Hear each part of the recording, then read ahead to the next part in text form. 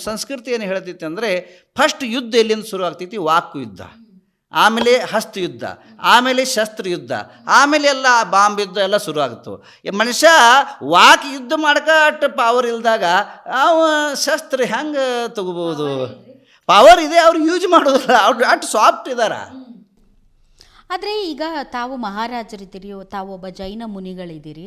ತಮಗೂ ಮತ್ತು ಜೈನ ಸಮುದಾಯದ ಧರ್ಮಸ್ಥಳ ಕ್ಷೇತ್ರದ ಧರ್ಮಾಧಿಕಾರಿಗಳಿಗೆ ಏನು ವ್ಯತ್ಯಾಸ? ನಿಮ್ಮಿಬ್ಬರಲ್ಲಿ ಇರುವಂಥ ವ್ಯತ್ಯಾಸ ಏನು? ನಮ್ಮಲ್ಲಿ ಅವರಲ್ಲಿ ಭಾಳ ವ್ಯತ್ಯಾಸ ಇದೆ. ಅವ್ರು ಒಂದು ಸಾಮಾನ್ಯ ಶ್ರಾವಕತೆ ಇದ್ದಾರೆ, ನಾವು ಸನ್ಯಾಸಿ ಇದ್ದಾರೆ. ಅವ್ರು ಸನ್ಯಾಸಿ ಅಲ್ಲ. ಅವರ ನಮ್ಮಲ್ಲಿ ಏನು ಡಿಫ್ರೆನ್ಸ್ ಅಂದರೆ, ನಾವು ಹೊಲ ಮನೆ ಪರಿವಾರ ಕುಟುಂಬ ಪರಿತ್ಯಾಜ್ಯಗಳು, ಆಮೇಲೆ ಮಾತ್ರ ನಾವು ಧರ್ಮಕ್ಕೆ ದುಡಿತವೆ. ಅವರಲ್ಲ, ಅವ್ರ ಮನೆ ಪರಿವಾರ ಕುಟುಂಬ ಎಲ್ಲ ಇದೆ, ಮಾತ್ರ ಮನೆಗೋಸ್ಕರ ದುಡಿ. ಇಲ್ಲ ಅದು ಹೇಳ್ತಾ ಇಲ್ಲ ನಾ. ಅಂದರೆ ಅವರೆಲ್ಲ ತ್ಯಾಗಿಗಳಲ್ಲ. ಅವರ ಸಾಮಾನ್ಯ ಹೆಂಗೆ ಶ್ರಾವಕರು ಇರ್ತಾರೋ ಹಂಗೆ ಒಂದು ಧರ್ಮ ನೇತಾಗಳಿದ್ದಾರೆ. ಅವು ಧರ್ಮ ಅಭಿನೇತಾಗಳು, ಧರ್ಮಾಧಿಕಾರಿ ಇದ್ದಾರೋ, ಅವರ ಸನ್ಯಾಸಿಗಳಲ್ಲ.